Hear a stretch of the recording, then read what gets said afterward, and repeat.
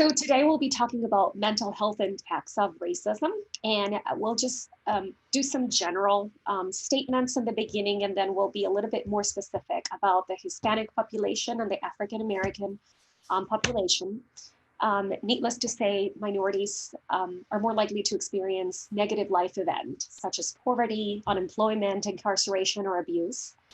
And our society often overlooks minorities' contributions to society, to history, to culture, and they tend to focus mostly on negative racial stereotypes. Financial institutions overall are less likely to grant them credit. And whenever there is a disaster such as the global pandemic, the economic fallout on minorities' communities is worse. Next. So discrimination on the basis of race and ethnicity can cause or worsen pre-existing conditions in mental health. It can lead to things such as depression, anxiety, PTSD, substance use disorders, or suicidal thoughts. Racism is twice as likely to affect a person's mental health than their physical health. And there are gender differences. So gender can also influence how people of color experience racism. For example, some Black women identified with the strong Black woman stereotype, which includes being resilient, self-sacrifice, and self-reliance.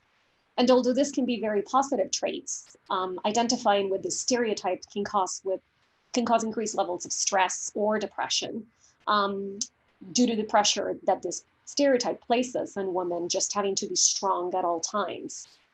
And additionally, minorities can face discrimination on the basis of race and also gender simultaneously. Next one. So racial trauma, you don't need to really experience racism firsthand to feel traumatized or for your mental health to suffer. Just watching news reports of police brutality against minorities, witnessing prejudice against your friends or family or neighbors are subject, to, or being subjected to the rhetoric of some political leaders can cause trauma. And racial trauma can also be passed down from one generation to the next, just by recounting of harrowing stories, for example, or just the sustained mistreatment of a particular community. Next. And there is a great disparity for minorities in when it comes to accessing mental health resources. Even accessing a therapist, you may still encounter discrimination within the healthcare system itself. Sort of a lack of cultural understanding by the medical professional can also result in misdiagnosis or inappropriate treatment.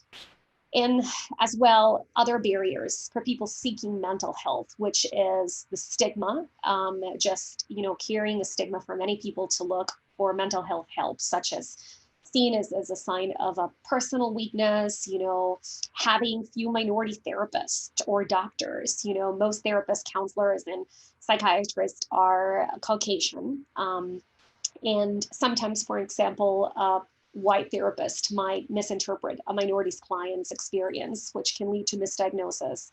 For instance, it has been shown many times that Black men are particularly more likely to be diagnosed with schizophrenia than their white counterparts. Misunderstanding of mental health problems, for instance, some religious figures may mistake mental health problems as failings of faith or and discourage professional treatment. And of course, there is always the language barrier.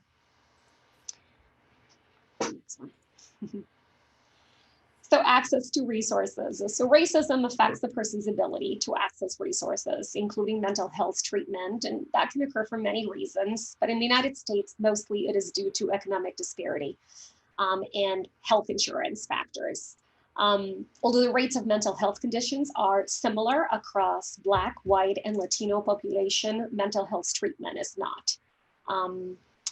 The table that you are seeing right now just contains data from the National Institute of Medicine, and it's just how many adults with mental health conditions had access to treatment in 2017. And as we see, nearly 50% of white people had access to mental health treatment, whereas only 30 and 32% of African American and Hispanics people had access to it.